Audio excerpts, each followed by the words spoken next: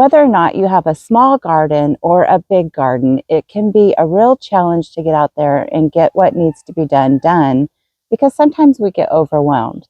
I've come up with a way to keep me on track, and I'm going to share that with you today. Let's go.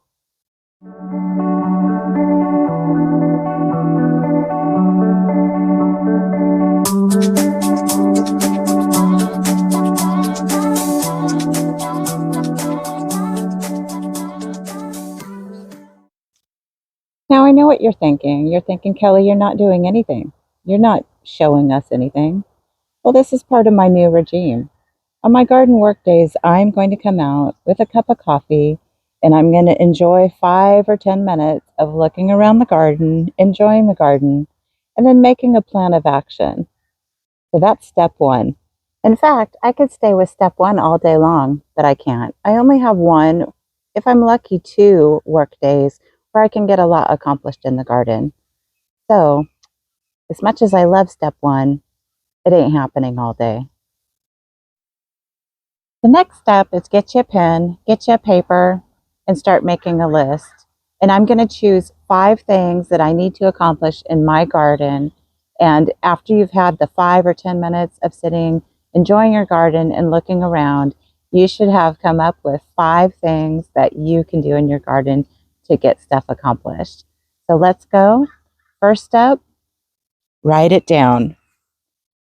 Last time I visited Manny at Navarro's Mixed Nursery, I bought a monkey tail cactus and it's sitting in its nursery pot. It still needs to be planted in the big urn. And so that's on my first list. Monkey tail cactus. Step 1, step 2, check.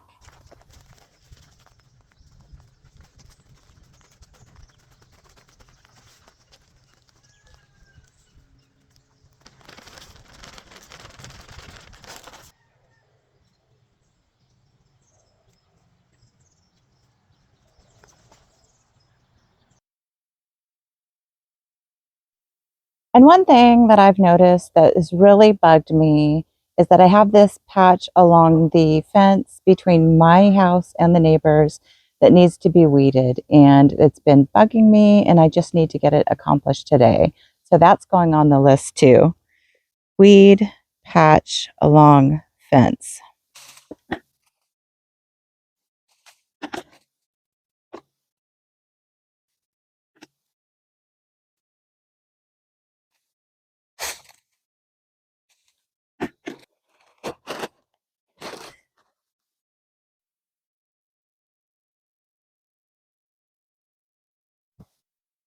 Another thing that I've noticed is that my first daffodils that came up this year, the blooms have already been spent and they are needing to be removed because they're kind of unsightly.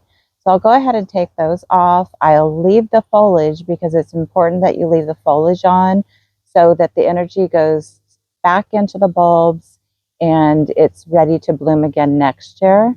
So leave the foliage on. I'll braid those later when the foliage starts to get a little droopy, and that makes it less unsightly.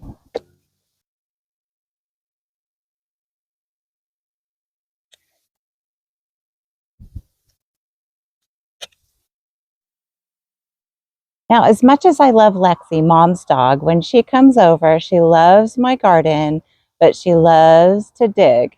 And she's left 2 big holes that I need to fill, and then I'm going to mulch over those areas. And there's other areas in the garden that I need to mulch as well. So that's the next step.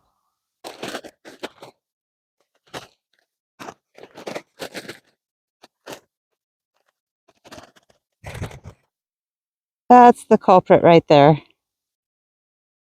Lexi! A few weeks ago, Mom and I stopped at the Garden Mart in Hollister here in California, and I bought this most beautiful hellebore. Isn't it pretty? Well, I still need to get it potted. Do you see a trend here? Yes, I buy plants and I let them sit in the nursery pots for weeks.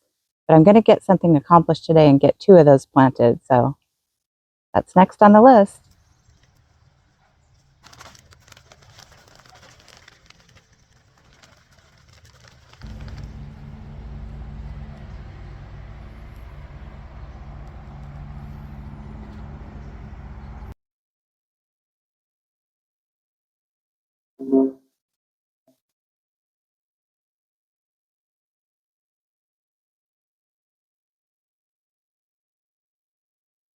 So this is definitely a method that I'm going to start using in my garden. Get out here in my garden work days and get 5 things accomplished. It's really kept me focused, on track, because I have the tendency to go move on to, oh, I see that and I want to go do that. Oh, I see that and I want to go, and I get nothing accomplished. So this way I'm going to get 5 things accomplished. And I would recommend that you mix up hard tasks with not so hard tasks to get more things done. And it seems less overwhelming when not every task is a huge task. I hope this is helpful. Get out there and garden your hearts out, and we'll see you soon. Bye.